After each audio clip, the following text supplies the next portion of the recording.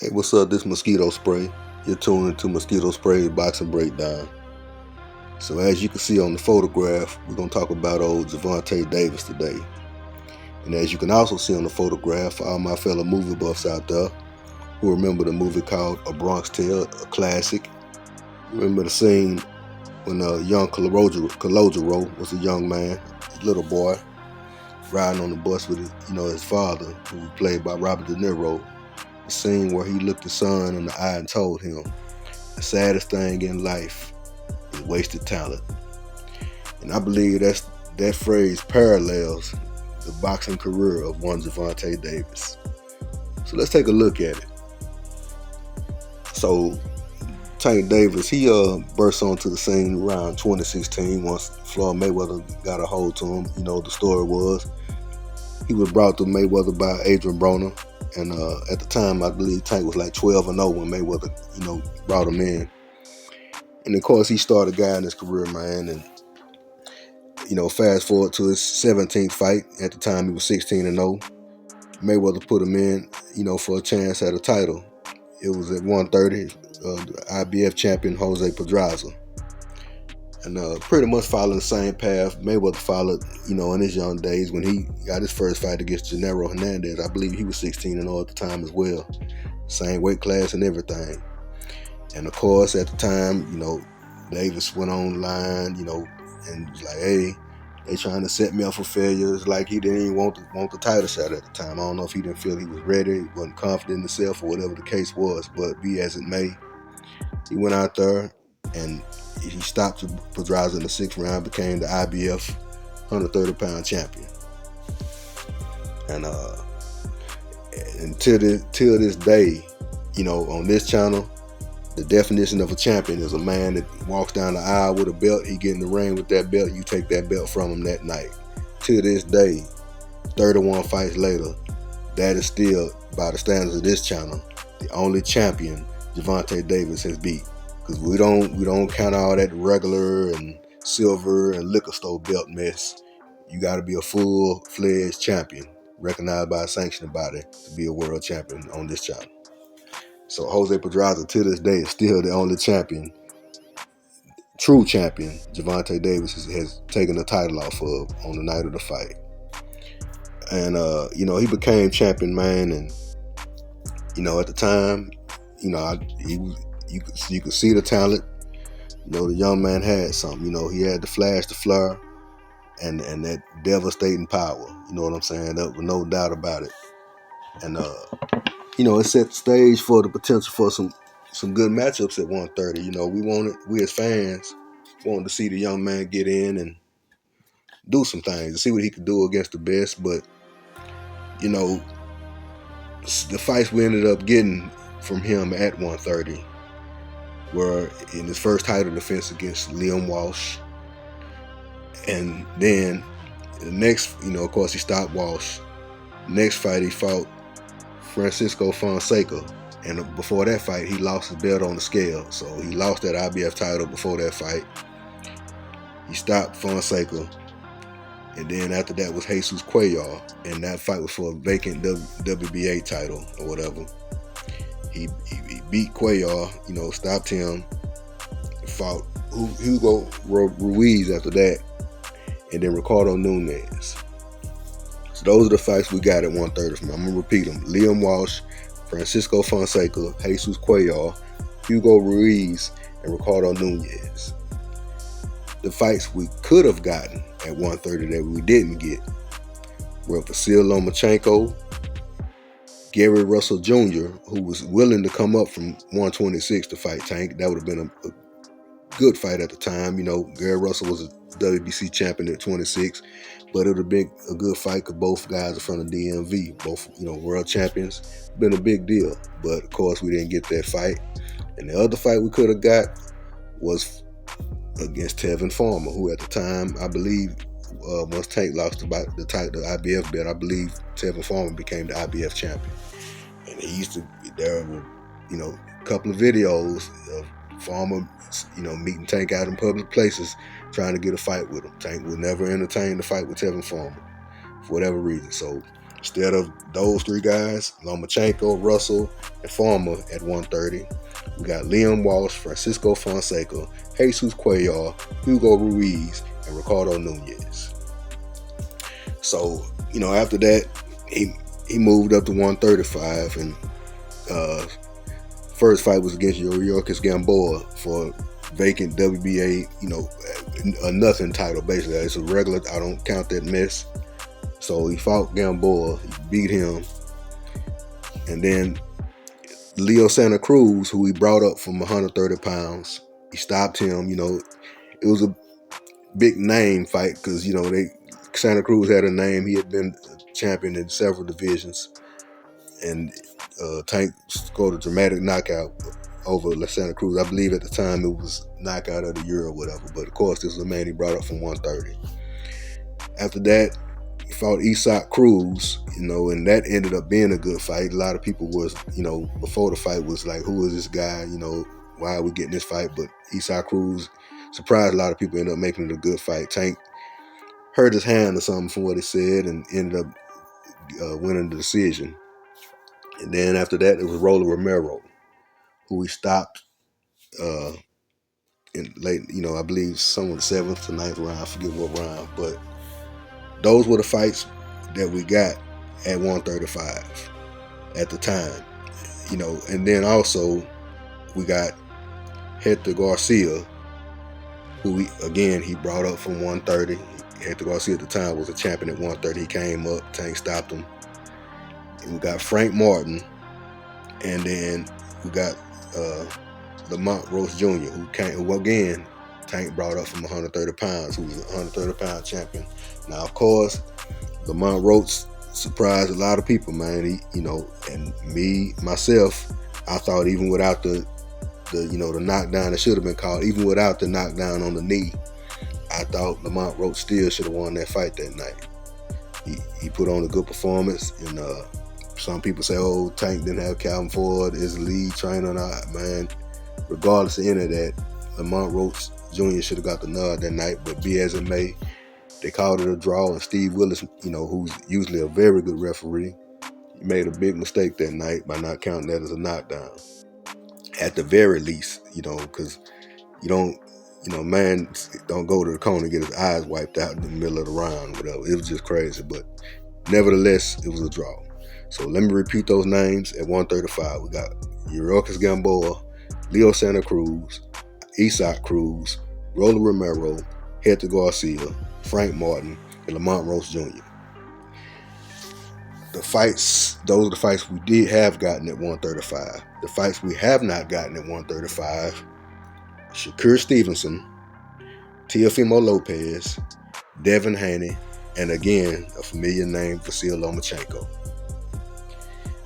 So it's a pattern here of Tank taking fights against guys that's perceived as not on his level, and the guys that would give him good fights, of course, you got his contemporaries. Everybody, I guess the younger generation has called these guys, the Tank Davis, Devin Haney, Teofimo Lopez, and Ryan Garcia. They refer to them as the Four Kings. Them are his contemporaries. 3 of those guys, 2 of those other guys he has not fought. Now, I'm gonna get to the other guy because the fights above, he fought above 135. He went up to 140. He fought Mario Barrios for a liquor store title, not a full title. Of course, he went up, it was at 140, but of course he put a rehydration clause on Mario Barrios, and Tank ended up stopping him. And then he fought Ryan Garcia. It was above 135, but it was at a 137 pound catch weight with a rehydration clause. Again, you know what I'm saying? Of course, everybody knows Ryan Garcia looked different that night than he did in the ring against Devin Haney. Some people talk about the Oster ring stuff or whatever. Regardless of that, Ryan Garcia's body did not look the same. You know what I'm saying? He was weight drained, and Tank ended up stopping him. And it's just, man, the thing is with Tank, man, the thing that's so frustrating is you can see the talent, you can see the level that he's potentially on. You know, if you're talking about the greats, even the guy that mentored him, the great Floyd Mayweather. You know, before the money Mayweather days, when he was Pretty Boy Floyd, he called everybody out. He wanted all the smoke, man. Even when he was Money Mayweather, he was still fighting bigger guys who challenged him. You know what I'm saying? He still was fighting top-notch guys, man. But this is just like Tank has not given us anything. And the fights that were perceived like the Ryan Garcia fight, I guess potentially that's one of the, you know, the quote-unquote four kings. He brought him down to a catch weight and put a rehydration clause on him. You know, the name he fought, what we got? Leo Santa Cruz brought him up, man. Leo Santa Cruz saw his best days at 22 and 26. You know what I'm saying? He brought him up from 130 to 35, man. Santa Cruz had to be perfect that night. Everybody, I mean, it was a matter of time. You know what I'm saying? And the other guy, you know, Shakur Stevenson, Teofimo Lopez. I mean, these guys have been in his division for years, man. Lomachenko was in two at 30 and 35 with him. Then he want to fight him now when he was 38 years old. I mean, it's just disappointing, man. It's disappointing. And then, you know, the best fight he had, you know, as far as like what happened in the ring, the Roach fight. You know, they fought to a draw, and then instead of a rematch, now we're getting a exhibition with Jake Paul. I mean, what part of the game is that? It's just frustrating. And then the other thing is, I mean, I seen on Twitter the other day where, you know, he has his fan base. One of his fans was like, you know, just being honest with him, like, hey, champ, something along the lines of, hey, champ, you know, we love you, man, but we want to get that Roach rematch. He tells the fans something like, shut the F up and just be a fan. Like, man, so that lets you know right there where the man sits, where he stands. He not going to change what he got going on. He's satisfied with Easy Street, basically, man. Satisfied with Easy Street. And on this channel, I mean, if you listen to a few of my videos, y'all know I don't cut I call him Mr. 30%, aka Jerron Ennis. I don't cut him no slack. But even Jerron Ennis, you know what I'm saying, has had a unification bout. Tank Davis is 31 fights into his career, man. Fought in what, 4-weight class, because he started at 26. He has yet to even fight a unification bout. He has not tried to unify titles in no way at 30 or 35, man. I mean, at what point is this man gonna want to challenge himself? And when he got a challenge from Roach, he don't want to go back into that fire again. It's very disappointing, man. It's not good for the sport. It's not good. It's not even good for his fan base, man. I mean, I don't get it at this point what the man want to achieve. I mean, just what you go get. And I understand, you know, it's a big money, you know, event for the Jake Paul. Yeah, you can't pass up all that money, but the guys that you talking about, that, you know, because he did an interview I think sometime last year or something, it might have been earlier this year, saying I can't do nothing like that. I'm not on the level of Floyd Mayweather, Manny Pacquiao, or Canelo. You know, like basically guys, you know, that's, you know, icons in the sport that I guess in his eyes had earned the right to do, like, if they want to do exhibitions or whatever. Well, if you don't feel that, then why are you doing this at this point? You ain't even gave us you have never even unified titles. You won't fight your contemporaries unless you got them you only fought one of them at a catch weight with a rehydration clause. You ain't, I mean, man, this is just crazy, man. I mean, if he, and where I'm at right now, this dude is gonna retire, man, good riddance. Cause this is just pathetic at this point, man. It's just downright pathetic. And we definitely, and anybody that even mention this man's name in Hall of Fame in the same sentence, if you believe that, man, come on, man. you gotta be on something. This is ridiculous, man. The dude is just not testing himself at all, man. And like I said again, you can see the talent. I mean, these guys I named, man, he has a chance to beat all of them. I don't think he'll beat Shakur Stevenson. I don't, you know what I'm saying? But I mean, Haney, of course, at this stage, Lomachenko ain't, that's not. I don't think that's a good matchup for Lomachenko at this stage in his career. But in his younger days, it would have been a very good fight, man. It's just that I don't know if Tank don't believe in himself, if he wants the deck always stacked in his favor or what. But we've seen enough, man. We need to see this man challenge himself. If he gonna stick around in the sport, man, you got to give the fans what they want, man. I mean, His Excellency tried to get this dude over there. He just don't want no smoke, I guess, man. I guess he don't want no smoke. And I got like this picture say, the saddest thing, wasted talent. And that's exactly what this young man is, man. It's just sad to see him going down this path, man. Even beside from Mayweather, the guy that brought him to Mayweather, Adrian Broner, who he was around every day, who was like a big brother to him. Yeah, Broner fell short a lot of times, but to Broner's credit, Broner didn't duck no smoke. He took on all comers, man. You got shit. Broner's resume runs circles around Tank's resume because of who he took on, man. He didn't duck no smoke, man.